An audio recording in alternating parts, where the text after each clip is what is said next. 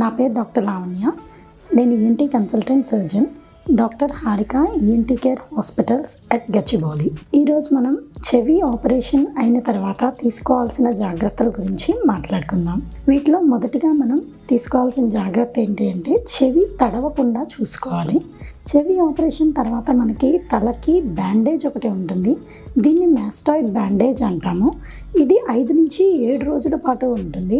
కాబట్టి సాధారణంగా మనం ఆపరేషన్ అయిన తర్వాత వారం రోజుల పాటు బయటికి వెళ్ళి అంటే ఆఫీస్కి వెళ్ళి వర్క్ చేసుకుందుకు పాసిబిలిటీ ఉండదు. మీరు వర్క్ ఫ్రమ్ హోమ్ ఇంటి నుంచి చేసుకునే వర్క్ అయితే కనుక మీరు 2వ రోజు 3వ రోజు నుంచే మీరు ఇంటి దగ్గర నుంచి వర్క్ చేసుకోవచ్చు.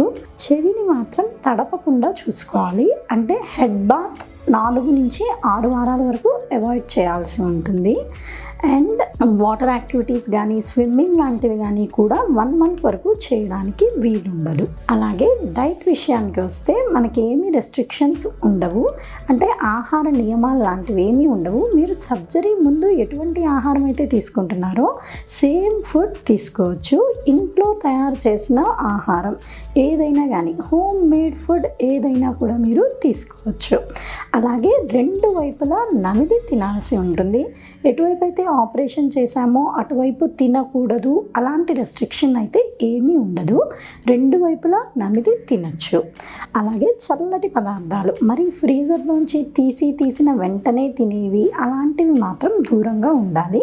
ఎందుకంటే జలుబు చేసే అవకాశం ఉంటుంది. కాబట్టి మనకి యూస్టాషియన్ ట్యూబ్ ద్వారా చెవి నుంచి ముక్కుకి కనెక్షన్ ఉంటుంది. సో ఎక్కువగా జలుబు చేసినప్పుడు మనకి ఇన్ఫెక్షన్ అన్నది ముక్కు నుంచి చెవికి స్ప్రెడ్ అయ్యే అవకాశం ఉంటుంది. కాబట్టి జలుబు చేయకుండా కూడా మనం ఒక నెల పాటు సర్జరీ తర్వాత 4 నుంచి 6 వారాల వరకు మనకి హీలింగ్ టైం. సో ఈ టైంలో మనం జలుబు చేయకుండా చూసుకోవాలి. అలాగే ముక్కు గట్టిగా బ్లో చేయకూడదు. ముక్కుని గట్టిగా చీదకుండా ఉండాలి. అండ్ ఇంకొకటి రిగరస్ ఫిజికల్ యాక్టివిటీస్ అంటే జిమ్ లాంటివి కానీ అవి కూడా లిఫ్టింగ్ హెవీ వెయిట్స్ బరువులు ఎత్తడం తల మీద పెట్టుకోవడం కానీ అలాంటివి కూడా ఒక నెల రోజుల పాటు చేయకూడదు.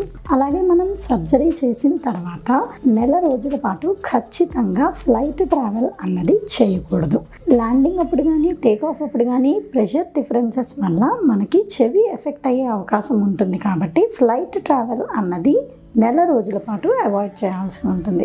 సాధారణమైన ప్రయాణాలు కూడా మనం వీలైనంత వరకు చేయకుండా ఉంటేనే మంచిది. ఎందుకంటే వాటర్ మారడం వల్ల ప్లేస్ మారినప్పుడు సహజంగా వాటర్ మార్పు వల్ల జలుబు చేసే అవకాశం ఉంటుంది. కాబట్టి కొంతమందిలో ఇట్లా వాటర్ మార్పు వల్ల జలుబు చేస్తుంది అనుకున్నప్పుడు వీలైనంత వరకు సాధ్యమైనంత వరకు ప్రయాణాలకి దూరంగా ఉంటే మంచిది. ఈ జాగ్రత్తలన్నింటితో పాటు మీకు డాక్టర్ గారు ఇచ్చిన మెడిసిన్స్ కూడా 1 నుంచి 2 వారాల పాటు యాంటీబయాటిక్స్ కానీ పెయిన్ కిల్లర్స్ కానీ డీకంజెస్టెంట్స్ లాంటివి కానీ 2 వారాల వరకు వాడాల్సి ఉంటుంది. అండ్ వారానికి ఒకసారి ఫాలో అప్ విజిట్స్ మీకు ఆపరేషన్ చేసిన డాక్టర్ గారు ఎవరైతే ఉన్నారో వారి దగ్గరికి వారానికి ఒకసారి 4 వారాల పాటు అంటే ఆపరేషన్ అయిన తర్వాత నెల రోజుల వరకు regular visits for follow up అన్నది చూపించుకుంటే మంచిది.